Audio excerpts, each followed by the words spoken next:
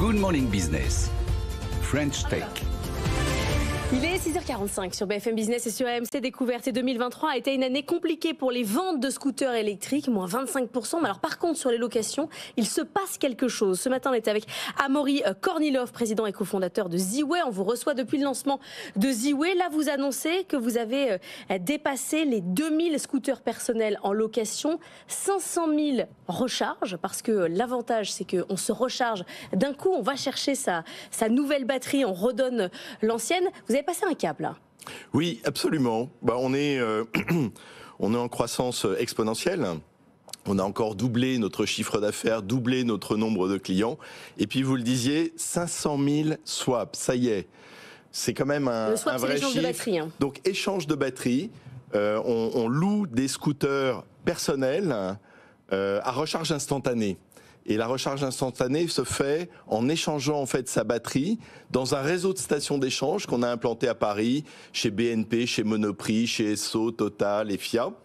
Donc très dense. Vous avez aujourd'hui 70 stations dans Paris et sa banlieue. Vous pouvez échanger instantanément finalement votre batterie. Et donc cette recharge instantanée plaît, on voit bien. Plus de 20% de part de marché dans les nouvelles immatriculations aujourd'hui à Paris.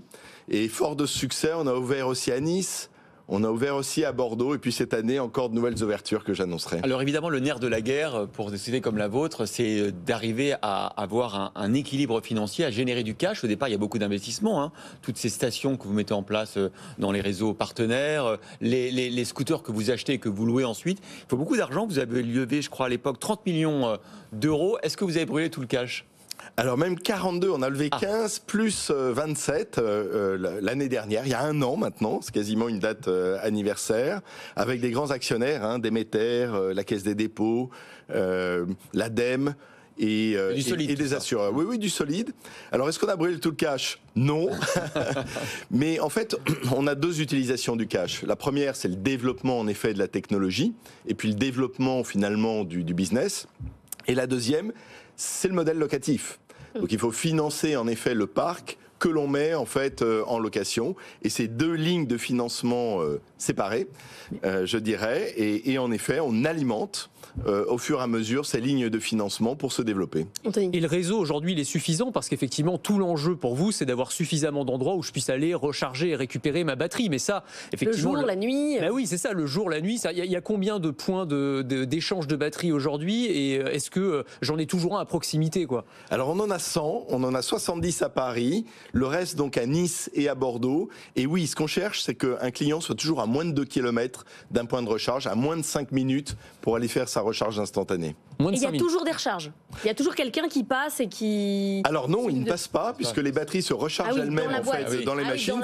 C'est vraiment le bonheur. Donc il y en a toujours de dispo. Il y en a toujours de dispo, et puis on fait en sorte, en effet, en étudiant les données, tous ces objets sont connectés, et en étudiant les données, on fait en sorte finalement que ça soit bien optimisé. Alors vous nous redonnez le prix de la location de scooter ? À partir de 145 € par mois, tout compris. D'accord. Le scooter, kilométrage illimité pour les particuliers avec accès finalement à ce réseau d'échange, et puis évidemment assurance et maintenance. La fin de City Scoot, ça vous a fait du bien, ça vous a rien fait du tout, comment vous avez analysé ça ?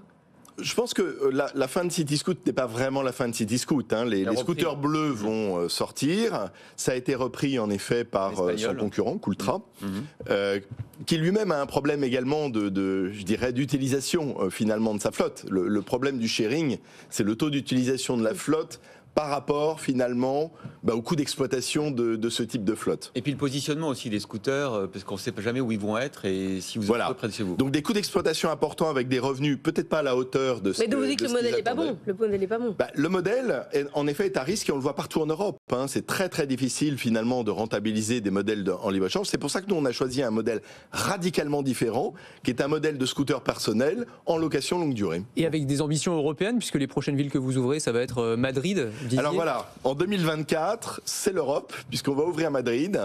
Derrière, on va ouvrir Milan. Voilà, ce qui nous projette finalement dans deux pays finalement adeptes du scooter. Il n'y avait pas d'autres villes françaises. Nos amis lyonnais, marseillais, On va le faire nantais aussi. vont être frustrés qu'on fasse. Bah oui, Nantes. Non, on a fait déjà Nantes avant Nice. Madrid quand même. On a fait Nice et Bordeaux et on va faire. plus Et grand là, on est en Madrid. train de faire Lyon et Toulouse. Donc voilà, donc on annonce l'ouverture de Lyon et Toulouse. Non, Allez, pour Pardon rassurer vous vos... n'avez pas de date pour Nantes, c'est pour Anthony. Plus tard, non. tard. Ça viendra, Mais on on le attend, fait, ça viendra. honnêtement, on le fait au fur et à mesure. Vous avez compris que c'est des business qu'on ouvre par ville, en effet. On choisit les villes où il y a le plus de besoins. Le ville le plus de besoins, c'est là où il y a le plus gros parc de scooters thermiques aujourd'hui qui veulent passer à l'électrique. Et pour rassurer vos actionnaires, quand est-ce que vous faites du cash positif? Ils le savent, 2025. Donc on vise vraiment un EBITDA positif à partir de 2025. Ce qui va nous permettre d'accélérer encore évidemment la croissance dans d'autres villes européennes. Eh bien, merci beaucoup, Amaury Kornilov, président et cofondateur de Ziway, d'avoir été avec nous ce matin.